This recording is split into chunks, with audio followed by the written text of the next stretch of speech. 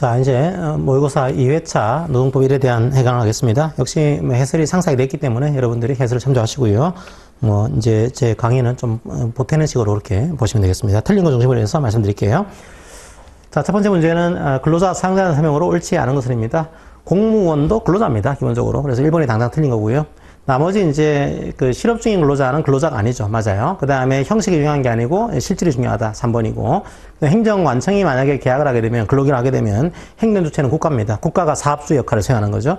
자, 그 다음에 5번은 입주자 대표회의 같은 경우도, 만약에 묵시적 근로계약관계가 성립이 되어 있으면은 이제 사용자 될 수 있다고 하는 거. 자, 그렇게 이해하시면 되겠습니다. 자, 1번이 틀린 지문이고요.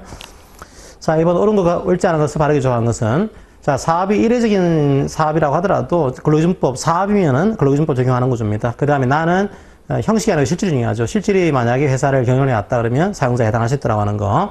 그 다음에 다의 상시 4명 이하는 해고의 정당한 이유에 대한 그 조항을 적용하지 않습니다. 맞고요. 자, 라도 실질적인 근로관계가 있지 않다라고 한다면 다른 법에 의해서 사용자로 지급되고 있다고 하더라도 반드시 임금을 지급해야 되는 것은 아니다. 이 내용입니다.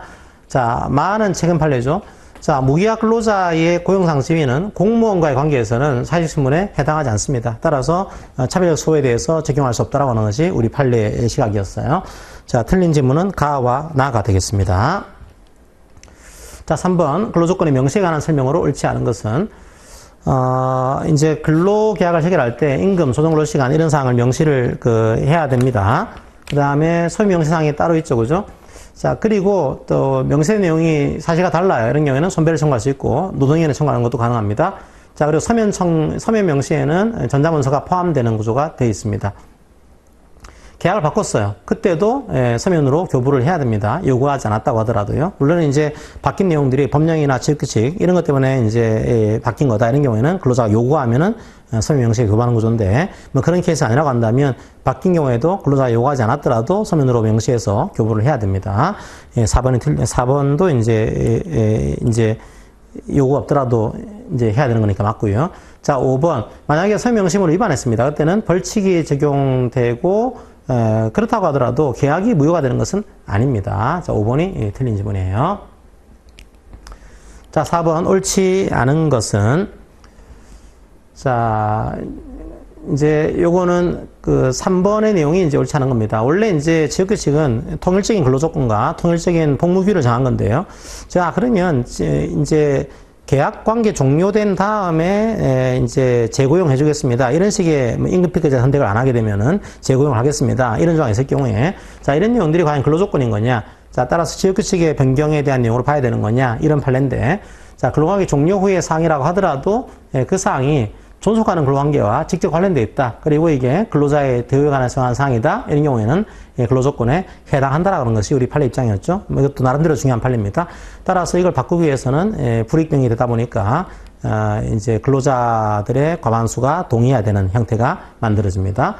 3번이 이제 틀린 지문으로 볼 수가 있습니다.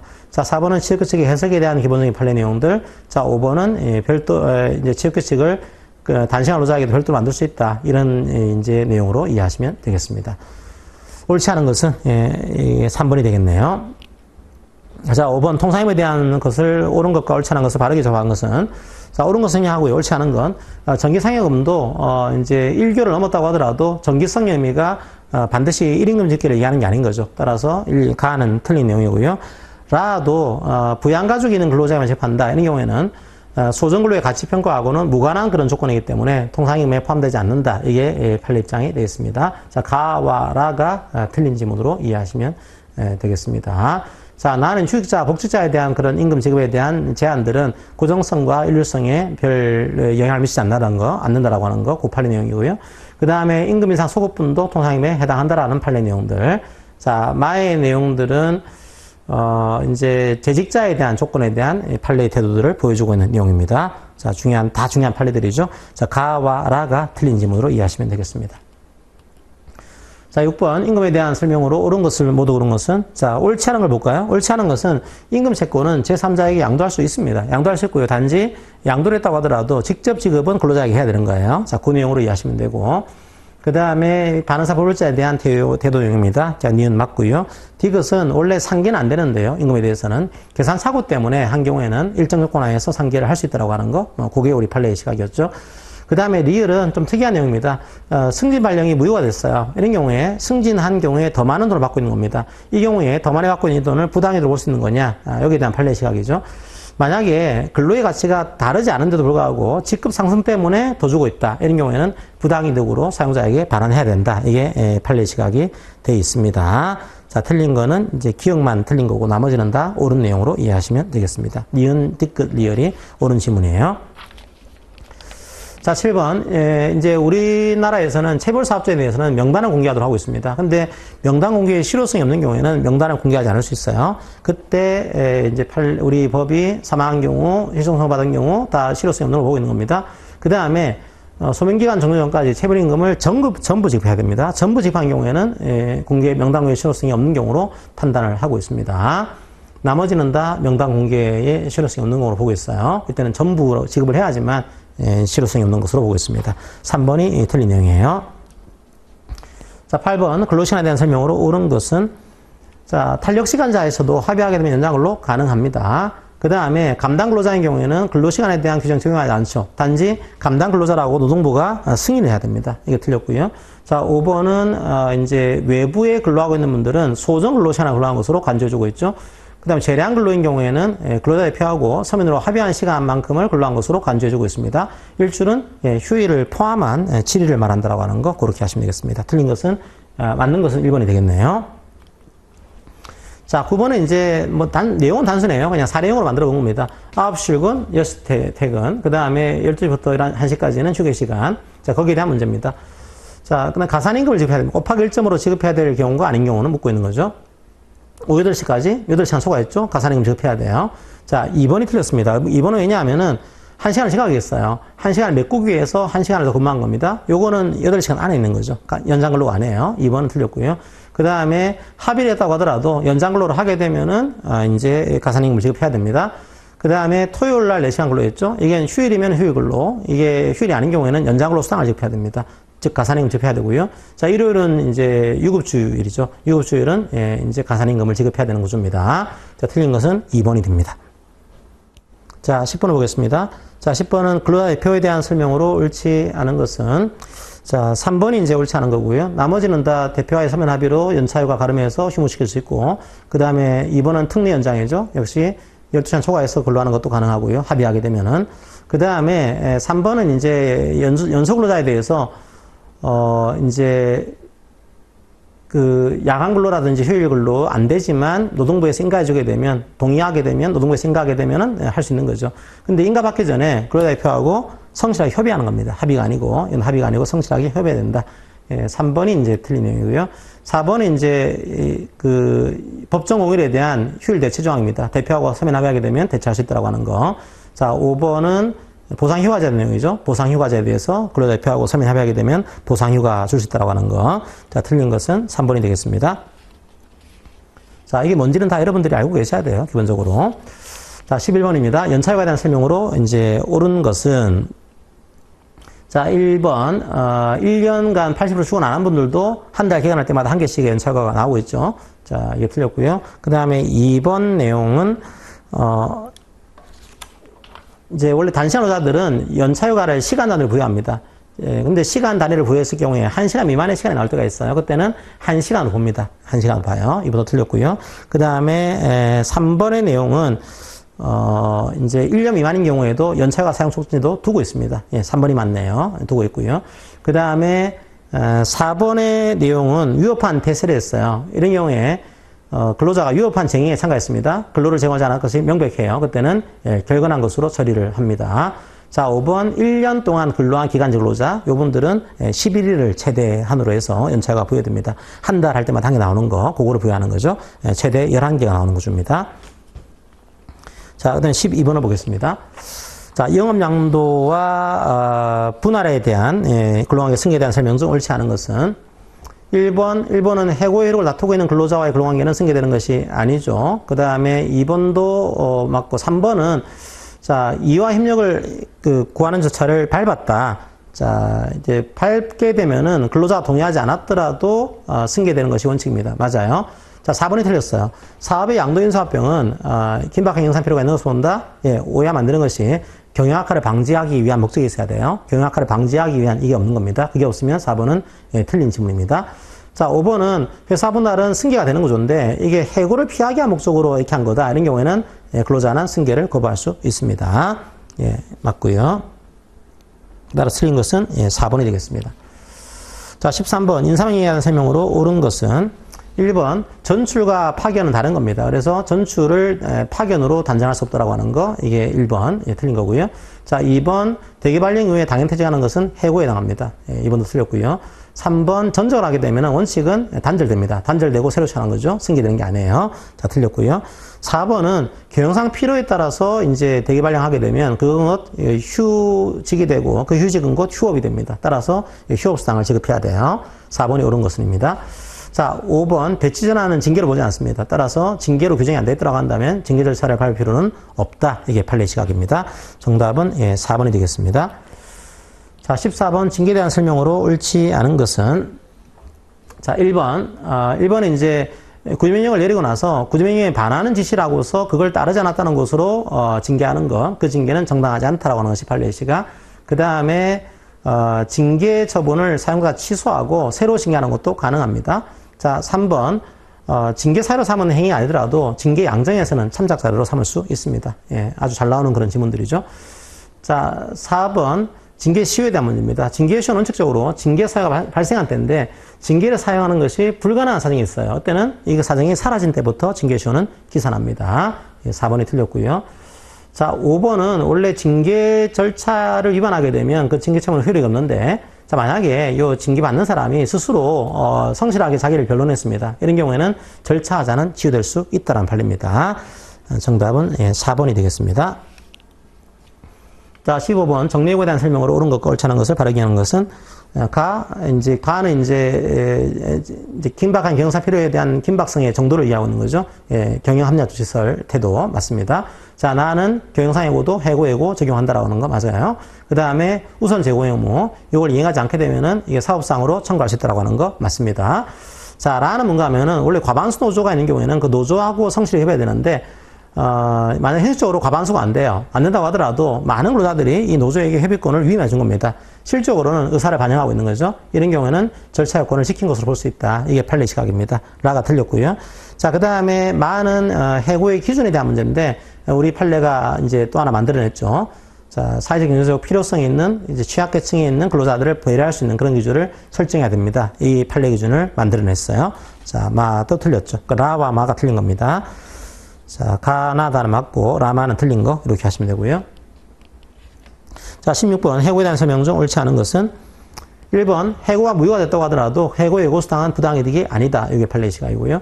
그 다음에 해고가 무효라고 해서 무조건 이게 불평일을 우상한 거냐? 그렇진 않습니다. 이게 불평의 요건을 갖춰야 되는 거죠. 그 다음에 3번은 이게 해고에 정당한 이유가 있다. 그 사실을 사용자가 주장 입증을 해야 됩니다. 맞고요. 그 다음에 4번에 해고 예고음을 위반했다고 하더라도 해고에 정당한 이유가 있으면 해고는 효력이 있습니다. 자, 맞고요. 자, 5번 해고 예고 의무에 면제가 있습니다. 해고 의무가 예외되는 분들이 있죠. 예, 계속 근로한 기간이 3개월 미만인 경우 3개월 이하로 좀 꼬아놨어요. 3개월 미만인 경우가 돼야 됩니다. 3개월인 경우에는 해고 예고를 해야 됩니다. 자, 5번이 예, 틀린 지문이 되겠습니다.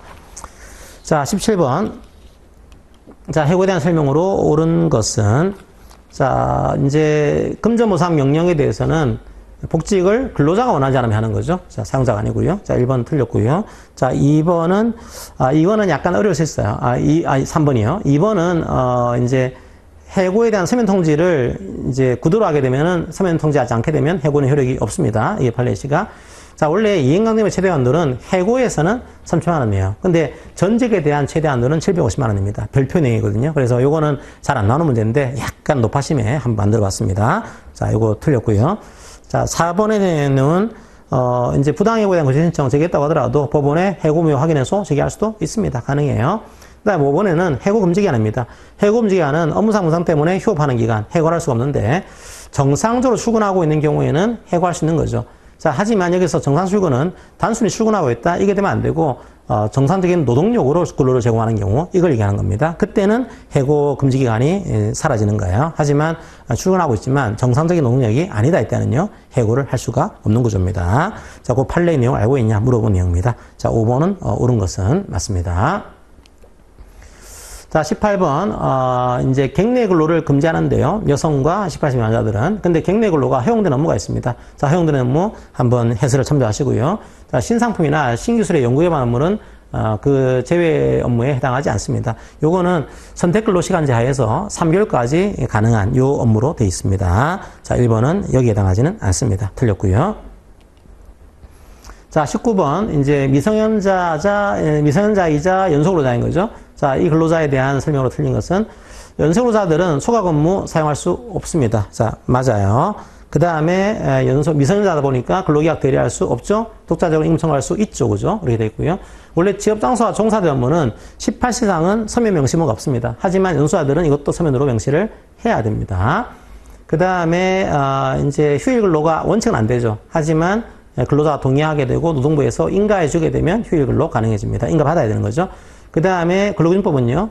근로조건을 서면 명시하지 않게 되면은 500만 원 이하의 벌금을 구합니다. 기간제법이나 파견법에서는, 기간제법이나 단시간법에서는 500만 원 이하의 과태료죠. 여기서는 500만 원 이하의 벌금에 처한다라고 되어 있습니다.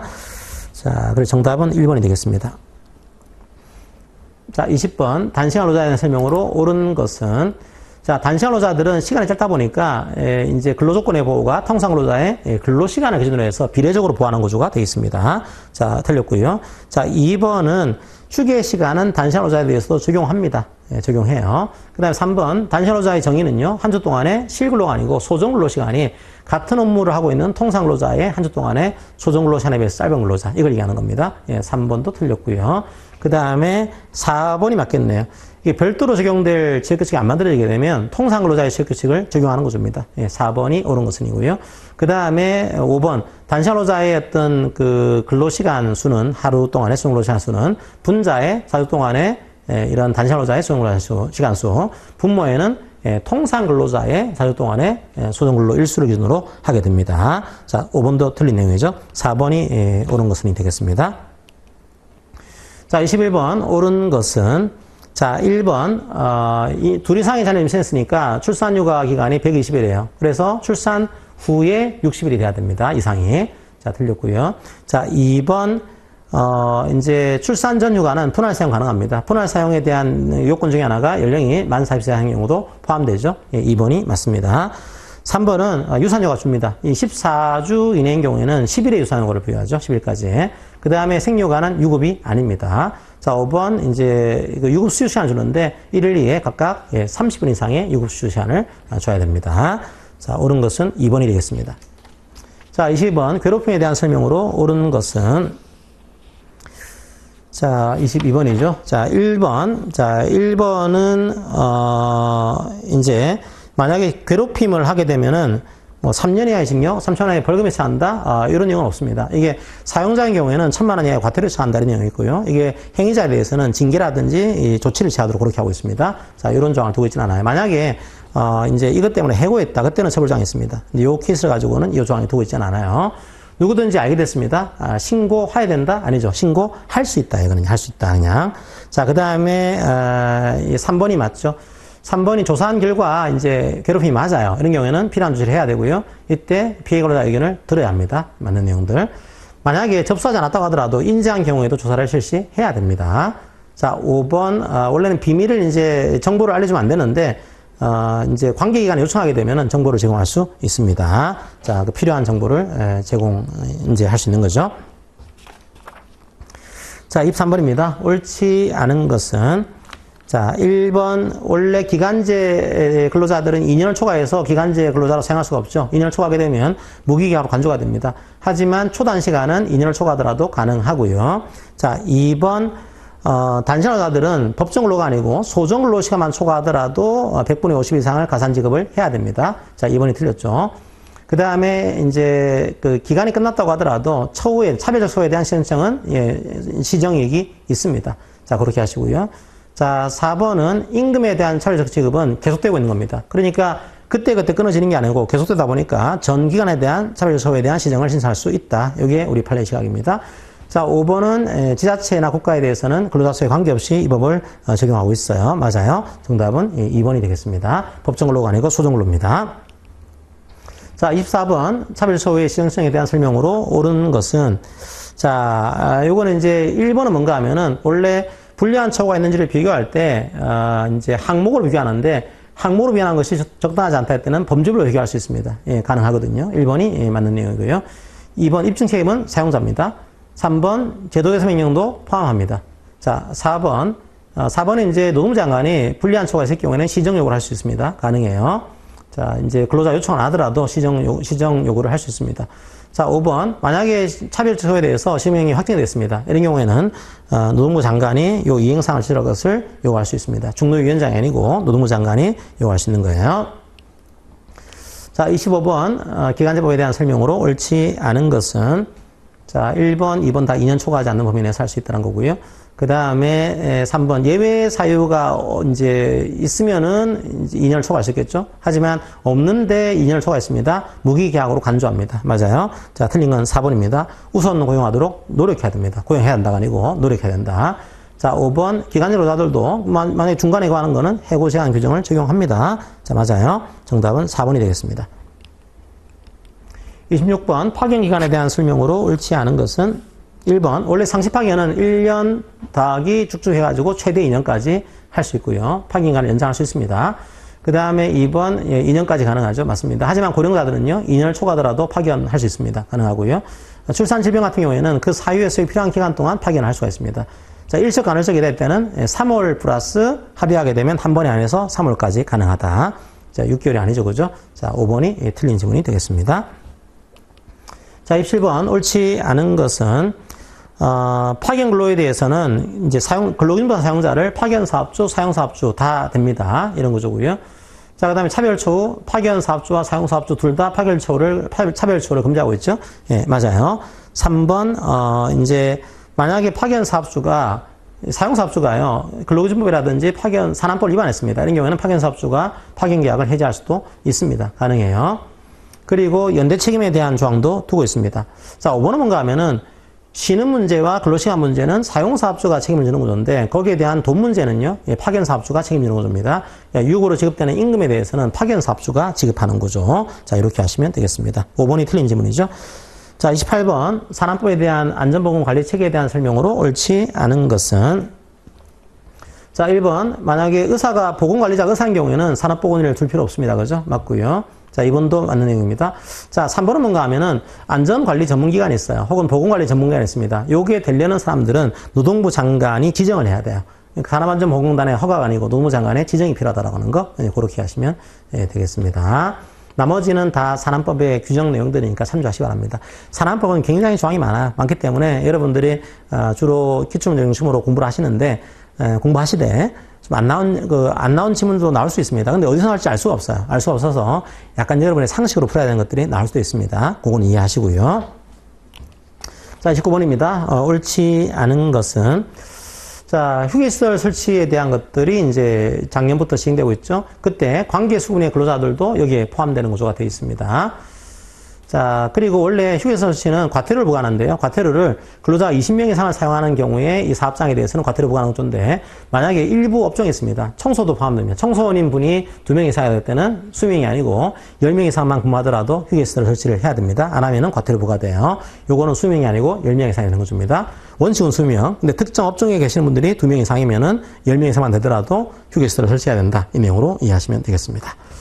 자, 나머지 이제 내용들은 4번의 내용을 보시게 되면 만약에 산업안전지도사라든지 산업보건지도사라는 자격증이 있는데 손해배상 책임이 있습니다. 근데 과실로 손해를 입힌 경우에도 손해배상을 해야 돼요. 자, 4번이 틀린 지문이 되겠습니다. 자, 30번 이제 옳은가 옳지 않은 것을 바르게 조합한 것은 자, 남녀고용평등법은 취업의사를 가진 사람도 근로자에 포함시키고 있습니다. 그래야지만 모집 채용 단계 차별을 막습니다, 이게. 그래서 자, 기억은 이제 틀린 구조고요. 포함되는 구조입니다. 그 다음에 차별은 만약에 어퍼머티브 액션, 적극적인 고용에서 조치를 하는 경우에는 차별로 보지 않습니다. 인정해 주겠다는 거죠. 입증 책임은 사용자. 자, 그 다음에 최근에 이제 바뀐 것 중에 하나가 성희롱이라든지 남녀금 통법에서 차별에 대한 문제도 노동위원회에 시정을 신청할 수 있는 것으로 만들어 놨습니다. 자, 리을도 맞죠? 그러니까 니은과 리을이 맞는 지문입니다. 정답은 1번이 되겠네요. 자, 31번. 육아직과 근로자 단축에 대한 설명으로 옳지 않은 것은, 자, 이제 육아직 근로자 단축은 1년이라 하는데요. 육아직 1년, 육아직 근로자 단축 1년이죠. 만약에 육아직을 안 쓴 기간이 있으면 육아직 근로자 단축 기간이 가산이 돼요. 자, 그렇게 하시고요. 육아직 초등학교 2학년 이하의 입양자녀도 포함되고 있습니다. 맞고요. 3번도 육아직 근로자 단축은 15시간 이상 35시간 이내입니다. 맞습니다. 자, 4번 단축을 했다고 하더라도 12시간 이내에서 연장 근로 청구해서 할 수 있다고 하는 거.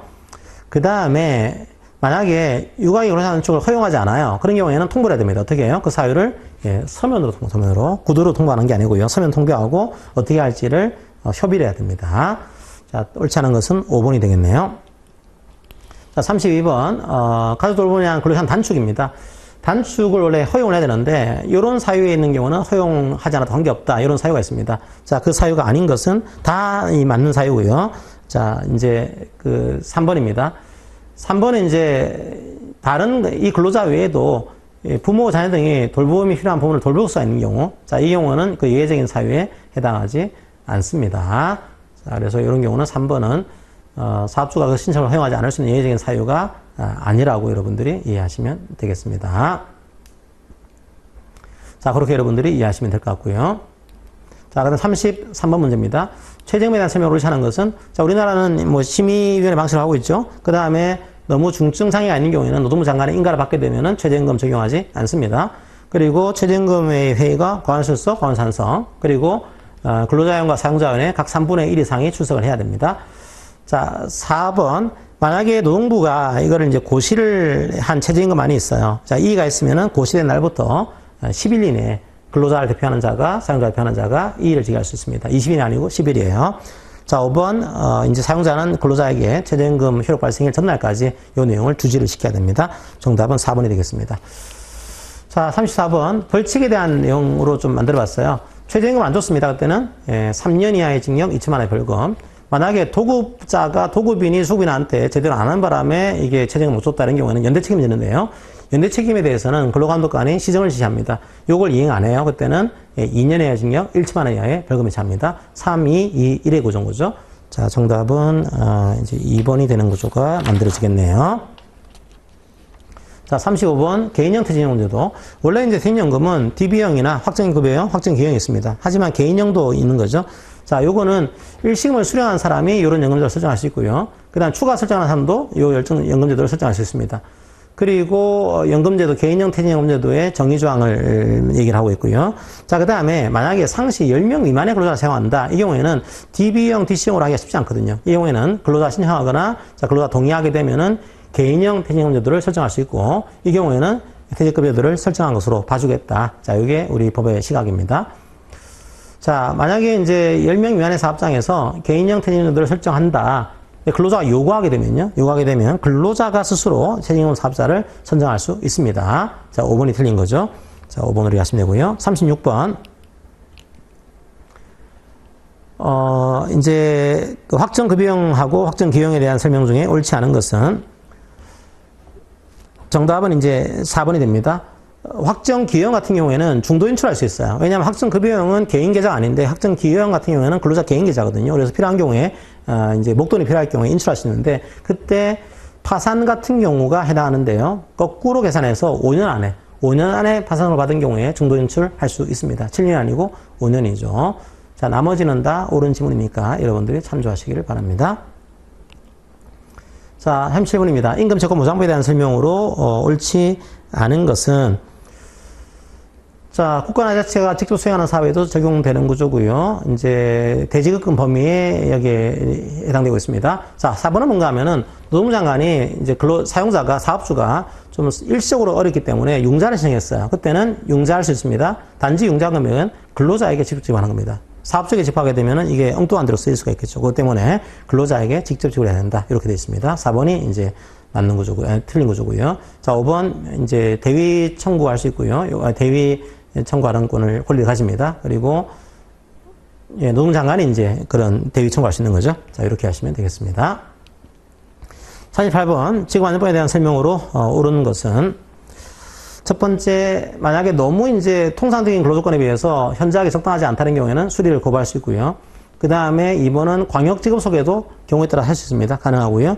자, 3번은 원래는 이제 안 되지만 고급 전문 인력을 소개할 때는 이런 돈을 받을 수가 있습니다. 가능해요. 3번이 옳은 것입니다. 자, 숙박을 하는 사람들은 경험할 수가 없는 거고요.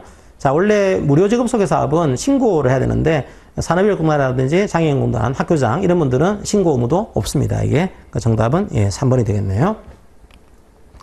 39번 출국 만기보험에 대한 설명으로 옳지 않은 것은 자, 요거는 이제 그 3번입니다.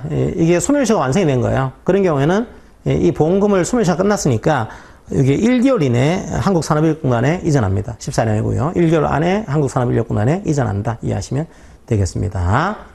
그리고 이제 원래는 이 출국 만기보험 신탁은 출국일로부터 14일 내에 지급해야 되는데 만약에 출국 이후에 신청을 했어요. 그때는 신청일로부터 14일 내에 지급하는 구조가 되어 있습니다. 소멸시효는 3년으로 되어 있습니다. 40번은 근로복지기본법에 대한 문제인데 조금 이제 어렵죠. 이 기본법은 상당히 내용이 방대해서 여러분들이 어디서 나올지 짐작하기가 쉽지 않은 파트입니다. 요건 그냥 노동부 장관이 중앙행정기관의 장과 협의해서 수립해야 되는 그런 기본 계획이 있습니다. 거기에 해당하지 않는 것은 내용인데 만약에 이런 게 나오게 되면은 그냥 감으로 좀 생각해 보세요. 이게 복지에 대한 문제일까? 아니면 안전보건법에 대한 문제일까? 이런 것들이 나올 수가 있는 거죠. 그러니까 2번은 안전과 건강에 대한 문제가 뜬금없이 나옵니다. 요거는 산안법상의 정부 책무입니다, 이게. 그래서 여러분들이 잘 내용을 모르시더라도, 지문을 보시면은 대강, 이게 이 법이 아니겠구나 짐작할 수 있는 그런 게 나올 수가 있어요. 요거는 2번이, 이제 근로복지본법상의 내용이 아닌 겁니다. 자, 그렇게 여러분들이 이해를 하시면 되겠습니다. 자, 농법, 1에 대한 2회차 모의고사도 한번 급하게 진행을 해봤습니다. 여러분들이 해설지를 보시면서 좀 공부를 하시면은 충분히 이해가 될 것으로 생각이 됩니다. 자, 그러면 2회차 노동법 1에 대한 해강을 마무리하도록 하겠습니다. 감사합니다.